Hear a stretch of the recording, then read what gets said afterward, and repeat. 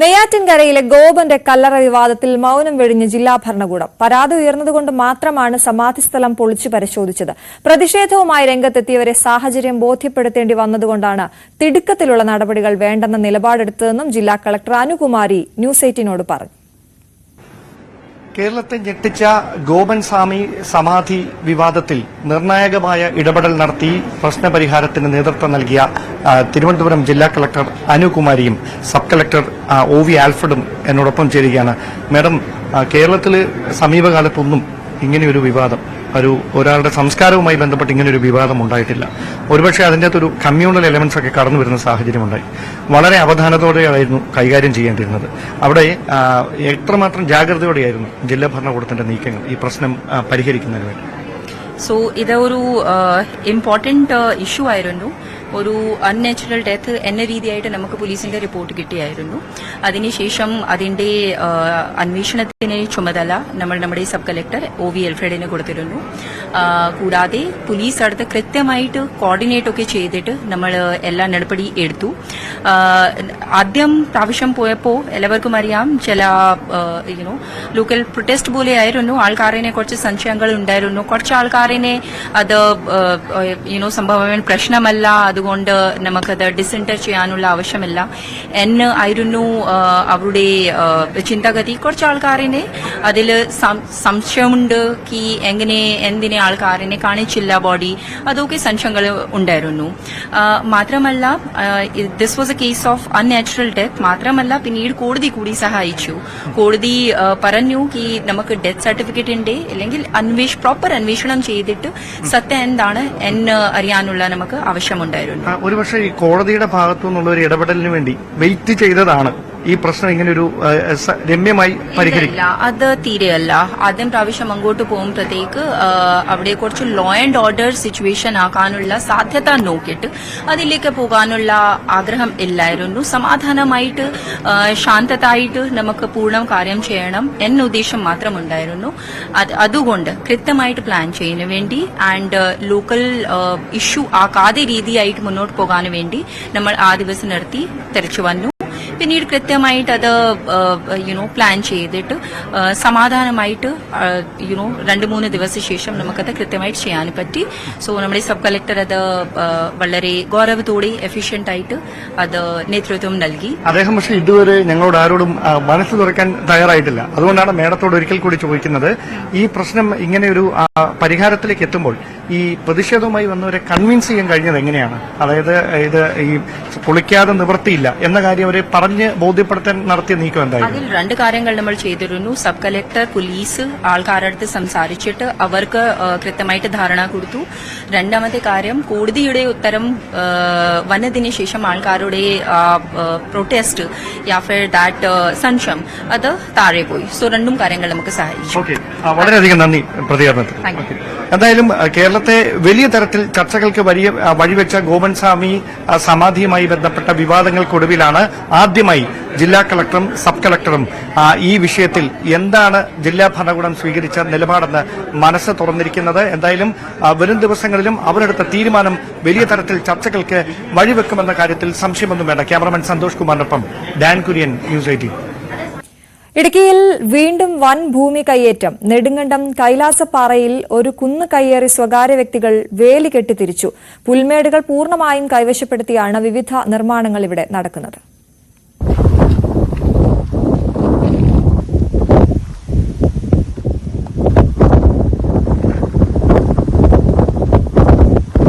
Nedumkandam കൈലാസപ്പാറയിലെ observatory മലനിരകൾ പൂർണ്ണമായും കയ്യേറിയാണ് വിവിധ നിർമ്മാണ പ്രവർത്തനങ്ങൾ നടക്കുന്നത്. മലമുകളിലൂടെയുള്ള പാതയുടെ ഇരുവശത്തും വേലി നിർമ്മിച്ച് സ്വകാര്യ ഭൂമിയെന്ന ബോർഡ് സ്ഥാപിച്ചു.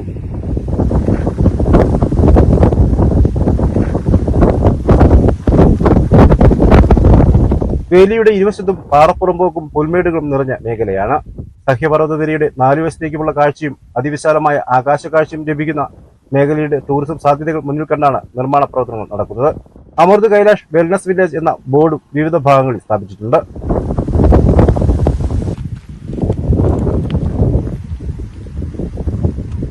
മുൻപ് കൈലാസപ്പാറയിലെ ഏതാനും ഏക്കർ ഭൂമിയിൽ NCC കേഡറ്റുകൾക്കായി പരിശീലന കേന്ദ്രം ആരംഭിക്കാൻ പദ്ധതി ഒരുക്കിയിരുന്നു.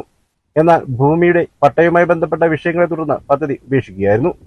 നെടുങ്കണ്ടം ടൗണിൻ്റെ മുകൾ ഭാഗത്ത് ഏതാണ്ട് വടക്കു ഭാഗത്തായി സ്ഥിതി ചെയ്യുന്ന കൈലാസപ്പാറ മെട്ടിനോട് ചേർന്നുള്ള പ്രദേശങ്ങൾ മുമ്പ് ഇത് NCCക്ക് അനുവദിച്ച സ്ഥലമായിരുന്നുവെന്നും എന്നാൽ ഇതിൻ്റെ പട്ടയം അത് കൃത്രിമമായി ഉണ്ടാക്കിയതാണെന്നും വ്യാജ പട്ടയമാണ് എന്ന കാരണത്താൽ അത് റദ്ദാക്കുകയും ഈ സ്ഥലം ഇപ്പോൾ റവന്യൂ വകുപ്പിൻ്റെ കൈവശത്തിലിരിക്കുകയുമാണ്.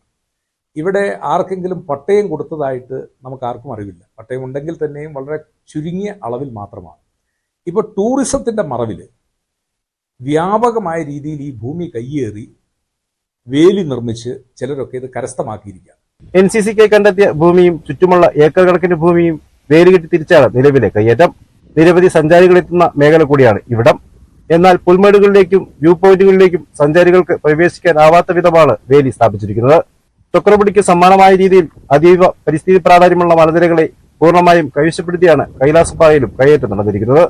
എന്നാൽ ഉടുമ്പൻചോല താലൂക്ക് ആസ്ഥാനം സ്ഥിതി ചെയ്യുന്ന നെടുങ്കണ്ടം ടൗണിനോട് ചേർന്ന് വൻ ഭൂമി കയ്യേറ്റം നടന്നിട്ടും റവന്യൂ വകുപ്പ് ഇതുവരെയും നടപടി സ്വീകരിച്ചിട്ടില്ല.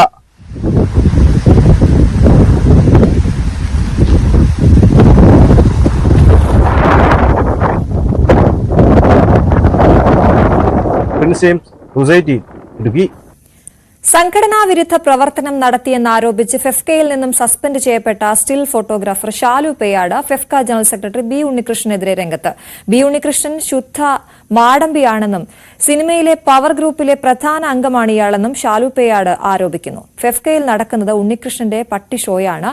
ഫെഫ്ക സംഘടനയുടെ ആദ്യ വാക്കും അവസാന വാക്കും ബി ഉണ്ണികൃഷ്ണനാണെന്നും അതിനുദാഹരണമാണ് നടൻ തിലകനും സംവിധായകൻ വിനയനും നിർമ്മാതാവ് സാന്ദ്ര തോമസിനും സംഭവിച്ചതെന്നും ഷാലു പേയാട് പറഞ്ഞു. തന്നെ സസ്പെൻഡ് ചെയ്ത സംഘടനയിലേക്ക് ഇനി തിരികെ പോകില്ലെന്നും ഷാലു തുറന്നടിച്ചു. ഈ സംഘടനയുടെ തലപ്പത്ത് ഒരു 10-16 വർഷം കൊണ്ട് ഇയാളെ തന്നെയാണ്, അതായത് ഫെഫ്ക എന്നുള്ളത് ബി ഉണ്ണികൃഷ്ണൻ എന്നുള്ളൊരു സാധനത്തിലോട്ട് അയാളെ കൊണ്ടുവന്നു.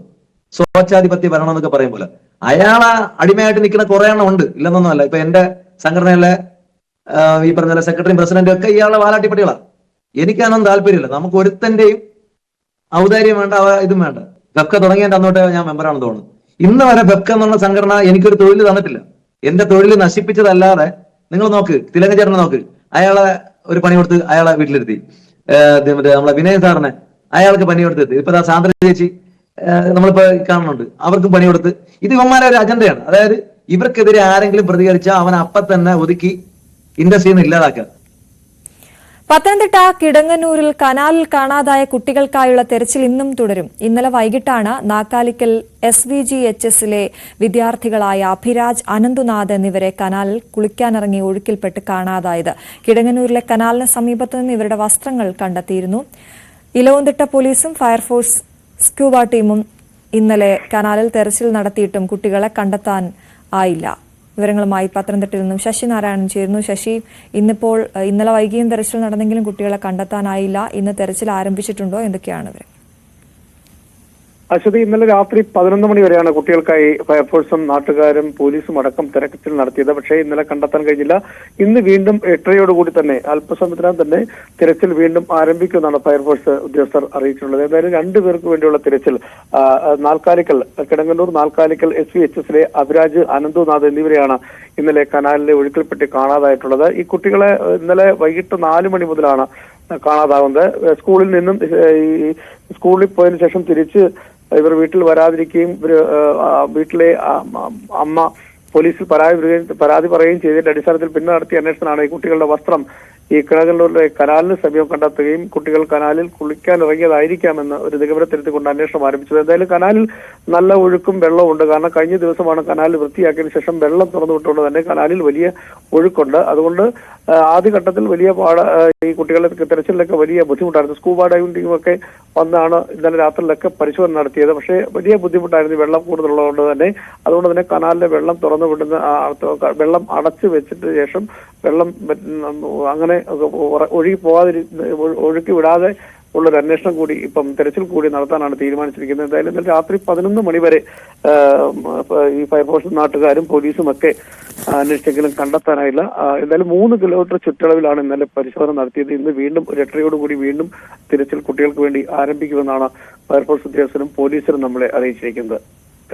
ശശി, ഇന്നലെ ഏതൊക്കെ ഭാഗത്താണ് തെരഞ്ഞത്? ഇന്നിപ്പോൾ എവിടെയൊക്കെയാണ് തെരച്ചിൽ നടത്താനുള്ള സാധ്യത? ശശി പറഞ്ഞ പോലെ നല്ല ഒഴുക്കുള്ള കനാലാണെന്നാണ് മനസ്സിലാകുന്നത്. കുട്ടികളെ ഇനിയും കണ്ടെത്താനായാലും മണിക്കൂറുകൾ പിന്നിടുകയാണ്. ആശങ്കയുണ്ടല്ലേ?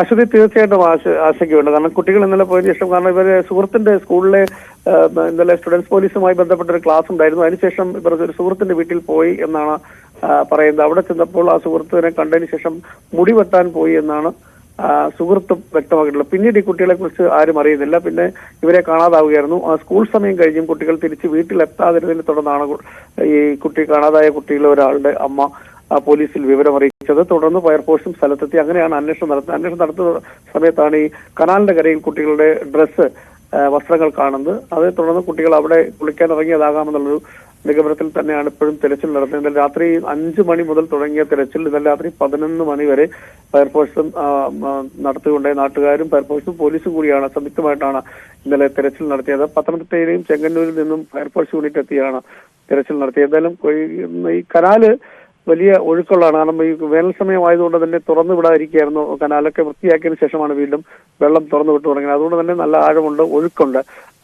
അത്തരത്തിൽ എവിടെയെങ്കിലും തടഞ്ഞു നിൽക്കത്തക്ക ഒരു സാധ്യത വളരെ കുറവാണ്. ചില സ്ഥലങ്ങളിൽ കനാലിന്റെ ഗേറ്റുകളൊക്കെ ഉള്ള ആ ഭാഗങ്ങളിൽ എവിടെയെങ്കിലും ആയിരിക്കും അത്തരത്തിൽ എന്തെങ്കിലും സംഭവിച്ചാൽ കാണാൻ കഴിയുക. എന്തായാലും അതിനുള്ള ശ്രമം, കുട്ടികളെ കണ്ടെത്താനുള്ള ശ്രമം ഫയർഫോഴ്സ് ഇന്നും നടത്തും. കാരണം ഇന്നലെ രാത്രി 11 മണി വരെയാണ് തെരച്ചിൽ നടത്തിയത്. അതുകൊണ്ട് ഇന്ന് വീണ്ടും 8:00 ആരംഭിക്കാനാണ് തീരുമാനിച്ചിട്ടുള്ളത്. എന്തായാലും ഫയർഫോഴ്സും പോലീസും വീണ്ടും ഈ കുട്ടികൾക്ക് വേണ്ടിയുള്ള തിരച്ചിൽ നടത്തുകയാണ്. എന്തായാലും വലിയൊരു വിഷമത്തിന്റെ ഒരു ദുഃഖത്തിന്റെ കാര്യം കൂടിയാണ്. കാരണം ഇന്നലെ കാണാതായ കുട്ടികളാണ്. അവരെ കണ്ടെത്തുക എന്ന് പറയുന്നത് തന്നെ. ഇപ്പൊ എന്തായാലും ഈ CCTV ദൃശ്യങ്ങൾ, സമയത്ത് CCTV ദൃശ്യങ്ങൾ കൂടി ഫയർഫോഴ്സിന് ലഭിച്ചിട്ടുണ്ട്. കുട്ടികൾ ഈ വെള്ളത്തിലിറങ്ങാൻ ശ്രമിക്കുന്ന അവിടുന്ന് വന്ന ശേഷം വെള്ളത്തിൽ ഇറങ്ങുന്ന ദൃശ്യങ്ങൾ കൂടി 2-3 CCTVയിൽ 3 കുട്ടികളുണ്ടല്ലോ ശശി.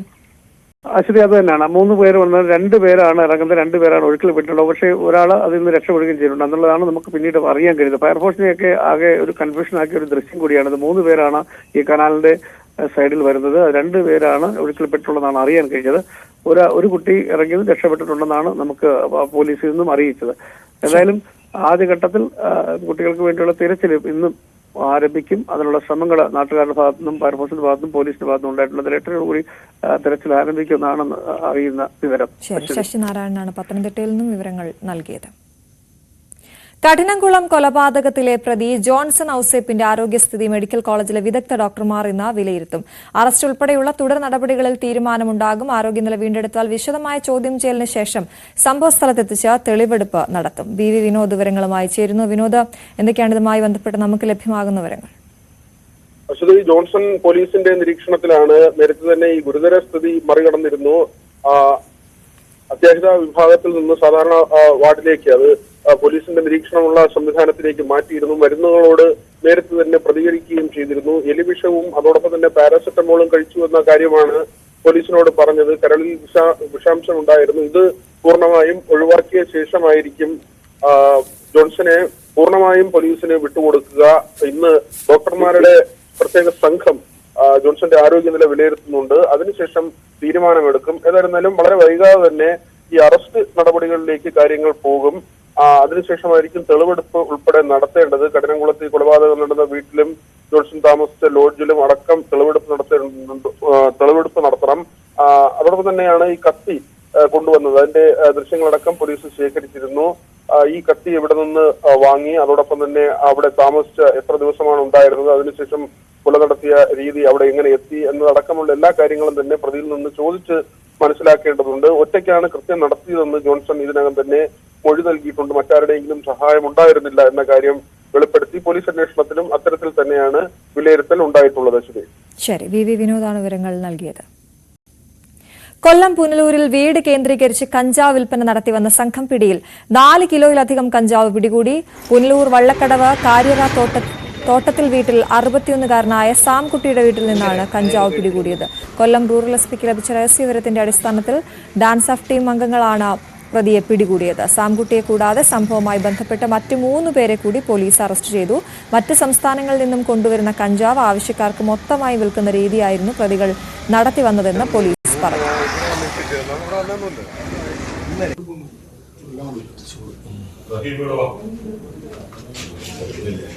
മുഖം ഒന്ന് പൊക്കം വേണം പറയാം.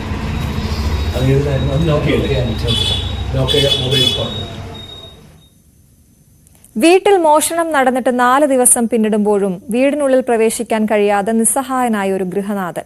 ഫോറൻസിക് സംഘം എത്തി പരിശോധിച്ചതിനു ശേഷം വീട്ടിനുള്ളിൽ പ്രവേശിച്ചാൽ മതി എന്ന പോലീസിന്റെ നിർദ്ദേശമാണ് ഗൃഹനാഥനെ പെരുവഴിയിലാക്കിയത്. കഴിഞ്ഞ 22-ാം തീയതി രാത്രിയാണ് പരശുവക്കീൽ സ്വദേശി സതീശന്റെ വീട് കുത്തിത്തുറന്ന് മോഷണം നടന്നത്. ഭാര്യ മരിച്ചതോടെ കഴിഞ്ഞ 4 മാസമായി തമിഴ്നാട്ടിലെ ജോലിസ്ഥലത്ത് തന്നെയാണ് സതീശന്റെ താമസം. മോഷണം നടന്നുവെന്ന് ബന്ധുക്കൾ അറിയിച്ചതോടെയാണ് സതീശൻ തിരിച്ചെത്തിയത്. തുടർന്ന് പാറശാല പോലീസിൽ പരാതി നൽകുകയായിരുന്നു. മേശയും അലമാരയും എല്ലാം കുത്തിത്തുറന്ന് നശിപ്പിച്ച നിലയിലായിരുന്നു. ഇനി ഫോറൻസിക് സംഘം എത്തി പരിശോധന നടത്തിയതിനു ശേഷം മാത്രം വീട്ടിൽ കയറിയാൽ മതിയെന്ന് പറഞ്ഞ് പാറശാല പോലീസ് മടങ്ങുകയായിരുന്നു. അന്നു മുതൽ ഫോറൻസിക് സംഘത്തെ കാത്തിരിക്കുകയാണ് സതീശൻ. ഞാൻ 22-ാം തീയതി വർക്ക് കഴിഞ്ഞ് 23-ാം തീയതി ആയപ്പോൾ എൻ്റെ അളിയൻ്റെ ഒരു ഫോൺ വന്ന് ഇങ്ങനെ വീടിൻ്റെ വാതിലുകൾ തുറന്നു കിടക്കുകയാണ്. പെട്ടെന്ന് എന്നെ വിളിച്ചു. ഞാൻ ഫോൺ വീട്ടിലെത്തിയിട്ട് നോക്കിയപ്പം എല്ലാം കംപ്ലീറ്റ് വീട്ടിനകത്തുള്ള എല്ലാ ഡോറുകളും അലമാര മേശ എല്ലാം കുത്തിപ്പൊളിച്ചിട്ടിരിക്കും. അതുകൊണ്ട് ഞങ്ങൾ പാറശാല പോലീസ് സ്റ്റേഷനിൽ വിവരം അറിയിച്ചു. അവിടെ നിന്ന് ഹർഷൻ സാറ് SI സാറ് വന്നു, എല്ലാം നോക്കി കുറേ ഫോട്ടോസൊക്കെ എടുത്തിട്ട് പോയിട്ട് ഇനി അടുത്ത നടപടി എന്ന് പറയുന്നത് ഫോറൻസിക് വന്നിട്ട് അവർ അതിൻ്റെ വിരലടയാളങ്ങൾ വന്ന് പരിശോധിക്കണമെന്ന് പറഞ്ഞു. പക്ഷേ 23 കഴിഞ്ഞ് 24-ാം തീയതി ആയി കഴിഞ്ഞു. ഇതുവരെയായിട്ടും അവരിവിടെ എത്തിയിട്ടുമില്ല. അതിനെക്കുറിച്ചുള്ള യാതൊരു നടപടിയും എടുത്തിട്ടില്ല. ജോലിസ്ഥലത്ത് നിന്ന് വന്നപ്പോൾ ധരിച്ചിരുന്ന വസ്ത്രം തന്നെയാണ് 2 ദിവസമായി സതീശൻ ധരിക്കുന്നത്. മാറി ഉടുക്കാനുള്ള വസ്ത്രങ്ങൾ വീട്ടിനുള്ളിലായതിനാൽ അതും രക്ഷയില്ല. ഫോറൻസിക് സംഘം എത്തി നടപടികൾ പൂർത്തിയായാൽ മാത്രമേ സതീശന് ഇനി വീട് സ്വന്തമാകൂ. അതുവരെ പെരുവഴിയിൽ നിൽക്കേണ്ട അവസ്ഥയിലാണ് ഈ വയോധികൻ. ന്യൂസ് 18 തിരുവനന്തപുരം. പത്തനംതിട്ട അടൂരിൽ പെൺകുട്ടിയെ ലൈംഗികമായി ചൂഷണം ചെയ്ത കേസിൽ 5 പ്രതികൾ അറസ്റ്റിലായി. പോക്സോ നിയമപ്രകാരമാണ് പോലീസ് ഇവർക്കെതിരെ കേസെടുത്തിട്ടുള്ളത്.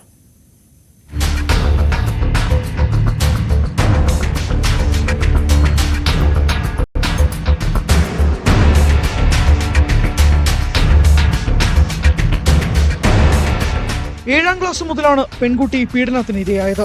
സ്കൂളിൽ നടത്തിയ കൗൺസിലിംഗിലാണ് പീഡന വിവരം പുറത്തറിഞ്ഞത്. തുടർന്ന് CWC അധികൃതർ പോലീസിൽ പരാതി നൽകിയതിനെ തുടർന്ന് നടത്തിയ അന്വേഷണത്തിലാണ് പെൺകുട്ടിയെ പീഡിപ്പിച്ച 5 പ്രതികളെയും പോലീസ് അറസ്റ്റ് ചെയ്തത്. പെൺകുട്ടിയുടെ പീഡന ദൃശ്യങ്ങൾ പ്രതികളിൽ ചിലർ മൊബൈലിൽ പകർത്തി പ്രചരിപ്പിച്ചു. ഇതോടെ സ്കൂളിൽ പെൺകുട്ടി എത്താത്തതിനെ തുടർന്നാണ് കൗൺസിലിംഗിന് വിധേയമാക്കിയത്.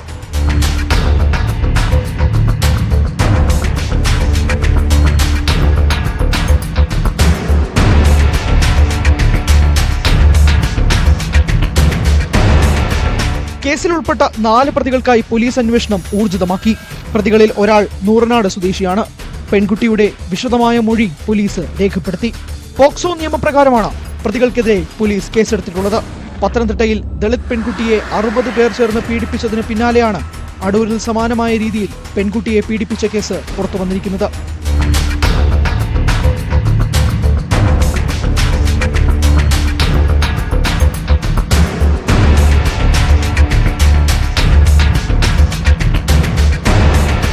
ന്യൂസ് 18 പത്തനംതിട്ട.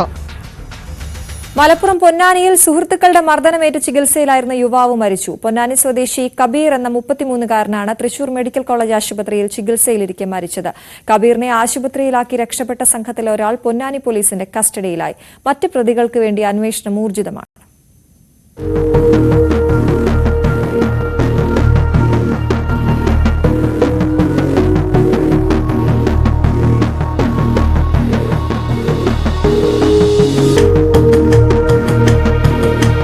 ഈ മാസം 16-ന് വ്യാഴാഴ്ച രാത്രിയാണ് കബീറിന് മർദ്ദനമേറ്റത്.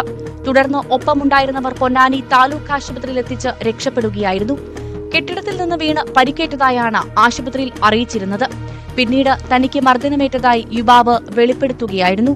പരിക്ക് ഗുരുതരമായതിനാൽ തൃശൂർ മെഡിക്കൽ കോളേജ് ആശുപത്രിയിലേക്ക് മാറ്റിയ ഇയാൾ വെള്ളിയാഴ്ച രാത്രിയാണ് മരിച്ചത്. നേരത്തെ ഖത്തറിൽ ഡ്രൈവറായിരുന്ന കബീർ 6 മാസമായി നാട്ടിലാണ്. പൊന്നാനി സ്വദേശികളായ മനാഫ്, അബ്ദുറഹ്മാൻ, ഫൈസൽ എന്നിവരുടെ നേതൃത്വത്തിലുള്ള സംഘം കബീറിനെ മർദ്ദിച്ചതായാണ് പോലീസിന് മൊഴി ലഭിച്ചിട്ടുള്ളത്.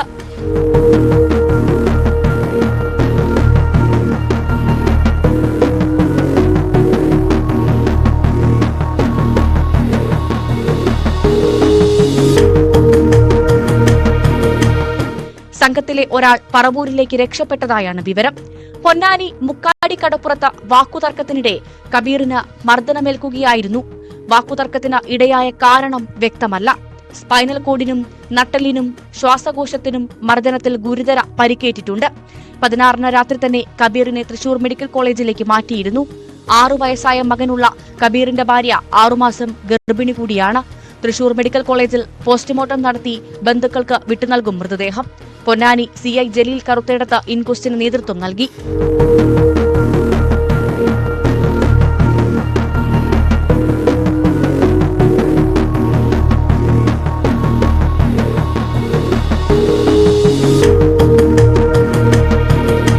ന്യൂസ് 18 തിരൂർ. വാട്സാപ്പിലും സമൂഹ മാധ്യമങ്ങളിലും വരുന്ന എല്ലാ മെസ്സേജുകളും തുറന്നു നോക്കുന്നവരുടെ ശ്രദ്ധയ്ക്ക് ഇത്തരം അജ്ഞാത മെസ്സേജുകളിൽ അപകടം ഒളിഞ്ഞിരിക്കുന്നുണ്ടെന്ന് തിരിച്ചറിയണം. കൊച്ചി സ്വദേശിയായ യുവാവിന് 10 ലക്ഷം രൂപ നഷ്ടമായത് വാട്സാപ്പിൽ മെസ്സേജായി വന്ന ഒരു APK ഫയൽ തുറന്നപ്പോഴാണ്. കേസിൽ കൊച്ചി സൈബർ പോലീസിന്റെ അന്വേഷണം ചെന്നെത്തിയത് ഇന്ത്യയിലെ സൈബർ തട്ടിപ്പ് ശൃംഖലയിലെ പ്രധാന കണ്ണിയിലേക്കാണ്. കേസിൽ പശ്ചിമബംഗാൾ സ്വദേശി ധീരജ് ഗിരിയെ പോലീസ് അറസ്റ്റ് ചെയ്തു.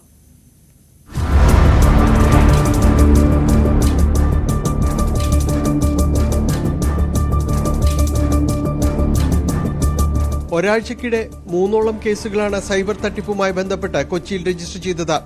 ഇതിൽ മട്ടാഞ്ചേരി സ്വദേശിയിൽ നിന്നും 10 ലക്ഷം രൂപ തട്ടിയെടുത്തെന്ന കേസിലാണ് പശ്ചിമബംഗാൾ സ്വദേശിയായ ധീരജ് ഗിരിയെ പോലീസ് അറസ്റ്റ് ചെയ്തത്. വാട്സ്ആപ്പ് വഴി APK ഫയൽ അയച്ചു നൽകിയായിരുന്നു തട്ടിപ്പ്. പരാതിക്കാരൻ ഫയൽ ഡൌൺലോഡ് ചെയ്തതോടെ അക്കൌണ്ടിൽ നിന്ന് പണം നഷ്ടപ്പെടുകയായിരുന്നു. പോലീസിന്റെ സൈബർ വിംഗ് നടത്തിയ വിശദമായ അന്വേഷണത്തിലാണ് പ്രതി പിടിയിലായത്. ഇയാളിൽ നിന്ന് നിരവധി ബാങ്ക് പാസ്ബുക്കുകളും ATM കാർഡുകളും കണ്ടെത്തിയിട്ടുണ്ട്. ഇന്ത്യയിൽ സൈബർ തട്ടിപ്പുകൾ നടത്തുന്ന ശൃംഖലയിലെ പ്രധാന കണ്ണിയാണ് ധീരജ് എന്നാണ് പോലീസിന്റെ കണ്ടെത്തൽ. കേസിൽ വരും ദിവസവും കൂടുതൽ അറസ്റ്റുണ്ടായേക്കും. സൈബർ കുറ്റകൃത്യങ്ങൾ വർദ്ധിച്ച സാഹചര്യത്തിൽ ജാഗ്രത വേണമെന്നും വാട്സാപ്പിലും മറ്റും വരുന്ന APK ഫയലുകൾ ഡൌൺലോഡ് ചെയ്യരുതെന്നും പോലീസ് മുന്നറിയിപ്പ് നൽകി. Victim Muhammad Ali, a APK file came to his WhatsApp. So his son unknowingly opened that APK file. So once he opened the APK file, all the messages of this victim are going to the accused person. This is the whole thing night, all the transactions happened and the victim doesn't know. When the morning when he see his account, entire balance is gone. That is around 10 lakhs rupees. Trading app വഴി 24 ലക്ഷം രൂപ തട്ടിയ കേസിൽ info park police ഇന്നലെ 2 പേരെ arrest ചെയ്തിരുന്നു. ഇരട്ടി ലാഭം വാഗ്ദാനം ചെയ്ത റിട്ടയർഡ് ഹൈക്കോടതി ജഡ്ജിയിൽ നിന്ന് 90 ലക്ഷം രൂപയായിരുന്നു ഓൺലൈൻ വഴി കഴിഞ്ഞ ദിവസം തട്ടിയെടുത്തത്.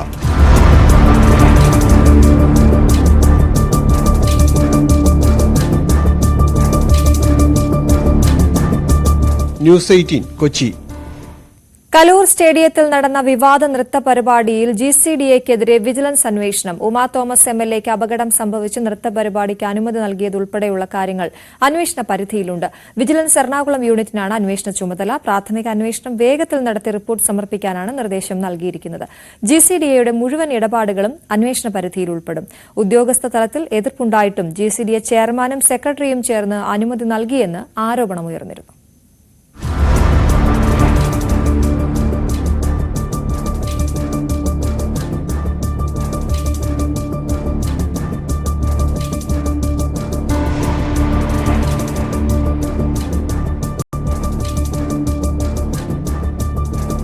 അപകടമുണ്ടായ അന്നു മുതൽ GCDAയുടെ നടപടികൾക്കെതിരെ ചോദ്യങ്ങൾ ഉയർന്നതാണ്. അനുമതി നൽകിയെന്ന് സംബന്ധിച്ച GCDA എന്നാൽ അതിന്റെ ഒരു ഉത്തരവാദിത്വവും ഏറ്റെടുത്തിരുന്നില്ല. മുഴുവൻ വീഴ്ചയും സംഘാടകരായ മൃദംഗാവിഷന്റേതാണെന്നായിരുന്നു GCDAയുടെ നിലപാട്. നൃത്ത പരിപാടിക്ക് അനുമതി നൽകുന്നതിൽ ആദ്യം ഉദ്യോഗസ്ഥ തലത്തിൽ എതിർപ്പുയർന്നുവെന്നും ഇതിനെ GCDA ചെയർമാനും സെക്രട്ടറിയും ചേർന്നാണ് മറികടന്നതെന്നും ആരോപണമുയർന്നിരുന്നു. ഇത് ചൂണ്ടിക്കാട്ടി കൊച്ചി സ്വദേശിയായ പൊതുപ്രവർത്തകൻ നൽകിയ പരാതിയിലാണ് അന്വേഷണത്തിന് ഉത്തരവായത്.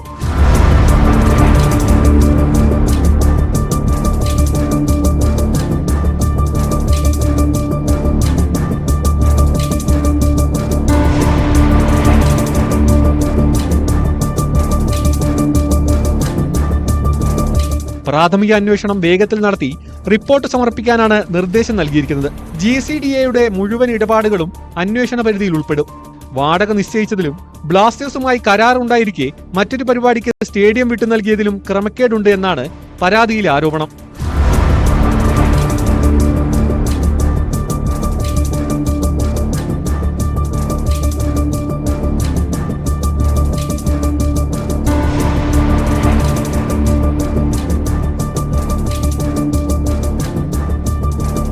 ന്യൂസ് 18 കൊച്ചി.